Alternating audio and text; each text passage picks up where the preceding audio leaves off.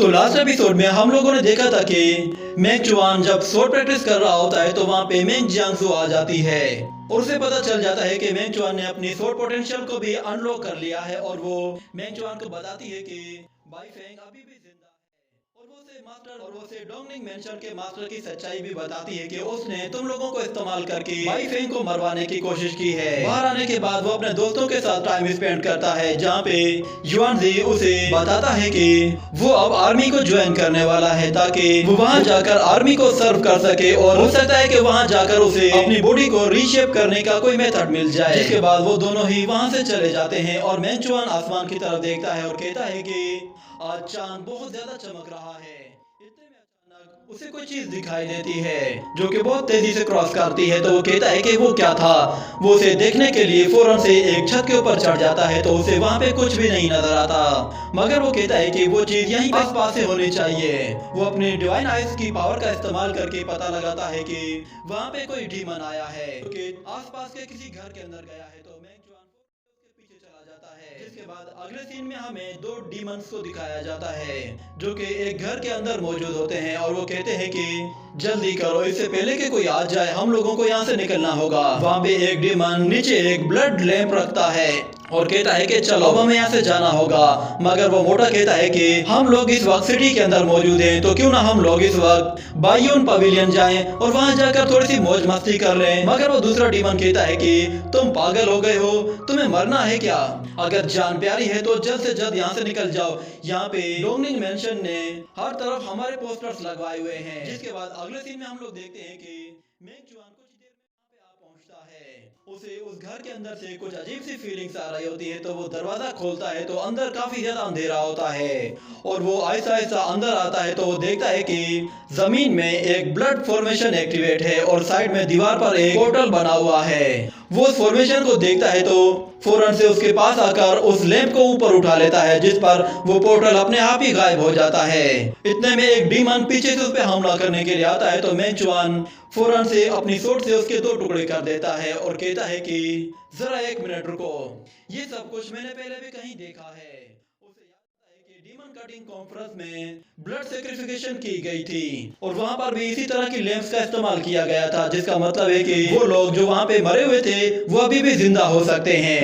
वो लोग इस तरह की ब्लड लैंप्स का इस्तेमाल करके डीमंस को डोंगनिंग मेंशन के अंदर लेकर आते हैं। ये कहने के बाद वो अपनी डिवाइन आइज का इस्तेमाल करके कहता है कि इस मर्तबा सब कुछ मैं अपने तरीके से हैंडल करूंगा और वो उन डीमंस का पीछा करता है। जिसके बाद अगले सीन में हम लोग उन दोनों डीमंस को देखते हैं जो कि दो लड़कियों के साथ रात रंगीन करके बाहर जा रहे होते हैं और वो दोनों लड़कियां उन दोनों के जाते जाते उन्हें बाय बाय कहते हुए कहती हैं कि हमारा नाम मत भूलना, मेरा नाम सुई है। तो वो डीमन कहता है कि आखिर तुम्हारे जैसी खूबसूरत लड़की का भी कोई नाम भूल सकता है?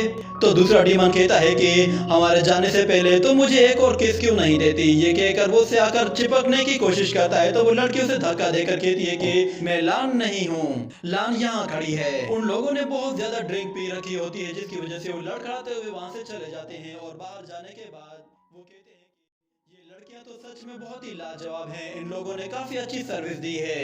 तो दूसरा कहता है कि ये लोग हर तरह की ट्रिक्स इस्तेमाल करती हैं ताकि ये लोग हमें बहला सकें। इतने में वो डीमंस अपनी टंकी खाली करने के लिए वहीं पे ही जमीन को गीला करने लगते हैं कि इतने में अचानक ऊपर से मेंग चुआन उनके ऊपर ही अपनी टंकी खाली करने लगता है, जिस पर वो लोग डर कर एक दूसरे को ही गीला कर देते हैं और फिर गुस्से में कहते हैं कि किसने ये हरकत की, जो भी यहाँ पे है बाहर आ जाओ, मैं तुम्हें नहीं छोड़ने वाला। तो ऊपर से मेंग चुआन उनसे कहता है कि माफ करना दोस्तों, ये मैंने किया है।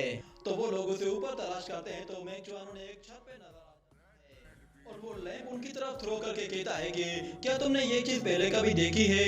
वो डीमन उसे कैच करने की कोशिश करता है पर वो उसके मुंह पे आ लगती है और उसे देखकर वो लोग कहते हैं कि अरे ये तो तुम्हारी ब्लड लाइफ है। ये कहकर वो दोनों ही जोर जोर से हंसने लगते हैं, जिस पर मेंग चुआन कहता है कि लगता है इन लोगों ने कुछ ज्यादा ही ड्रिंक पी ली है। अब वो अपनी सोट निकालता है और तेजी से उनकी तरफ आकर उस मोटे को अपनी एक ही सोट के साथ खत्म कर देता है। ये देखकर दूसरा डीमन बहुत ज्यादा गुस्से में आ जाता है और कहता है ये क्या किया तुमने? जिस पर मेंग चुआन कहता है अच्छा तो उतर गया और वो डीमन गुस्से में आकर अपनी पावर को काफी तेजी के साथ इंक्रीज करके अपनी ब्लड पावर का इस्तेमाल करता है, जिससे मेंग चुआन फौरन से पीछे हट जाता है और हम देखते हैं कि जमीन से एक जायंट ब्लड हैंड बाहर निकलता है जो कि मेंग चुआन पे हमला करने की कोशिश करता है। पर मेंग चुआन तेजी से वहां से भागने की कोशिश करता है और कहता है कि ये तो गॉड फाउंडेशन टेक्निक है, ये warrior blood God hand technique को इस्तेमाल कर रहा है। तो मेंग चुआन अपनी सीक्रेट टेक्निक के जरिए उस ब्लड हैंड को वहीं पे ही डिस्ट्रॉय कर देता है और फिर कहता है कि जहाँ तक मुझे मालूम है बैंडिट के सेकंड लीडर हो और तुम्हारा नाम जाओ कान है। और हमें बताया जाता है कि मेंग चुआन ने पहले ही इसके बारे में काफी कुछ स्टडी कर रखा होता है और जाओ कान अपने ही साथी का ब्लड निकाल कर उसे अपने पास ले आता है, जिससे वो अपना वेपन क्रिएट कर लेता है और कहता है कि लगता है कि मेरा नाम बहुत मशहूर हो गया है, यहाँ तक कि तुम्हारे जैसे बच्चे को भी मेरा नाम मालूम है और अब तो तुम्हारे लिए ये बहुत ही प्राउड की बात होगी कि तुम मेरे हाथों मारे जाओगे।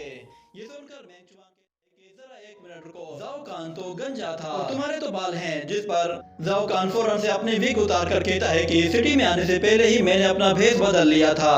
ये कहने के साथ ही वो अपने वेपन से जैसे ही मेंग चुआन पर हमला करता है तो मेंग चुआन उसके अटैक को डॉज कर लेता है और फिर जाओ कान उस पर दोबारा हमला करने की कोशिश करता है तो मेंग चुआन अपनी सोर्ड से उसके अटैक को बहुत ही आसानी से डॉज करते हुए तेजी से उसके पास पहुंचने की कोशिश करता है और जैसे ही हमला करता है तो जाओ कान उसके अटैक को ब्लॉक करने की कोशिश करता है, मगर मेंग चुआन उसे जोर से दीवार पे दे मारता है।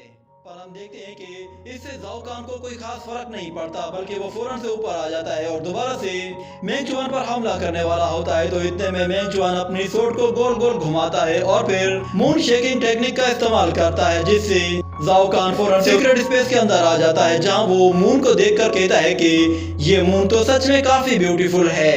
इतने में ऊपर से एक पावरफुल अटैक आकर उसके हाथ के 2 टुकड़े कर देता है, जिससे वो बुरे तरीके से इंजर्ड होकर जमीन पे गिरता है और फिर मेंग चुआन उससे कहता है कि ये चीज तुमने वहां पे रखी थी। तो वो उस ब्लड लैंप को देखकर हाँ ये मैंने रखी थी, तुम्हें जो भी पूछना है मुझसे पूछ लो, मैं बता दूंगा, मगर प्लीज मुझे मारना मत, मेरी जान बख्श दो। तुम्हें जो भी जानना है तुम पूछ सकते हो, पर प्लीज उसके लिए मुझे मारना मत। वो उससे गिड़गिड़ा कर रहम की भीख मांगने लगता है। तो मेंग चुआन कहता है कि ये चीज कहाँ से आई है?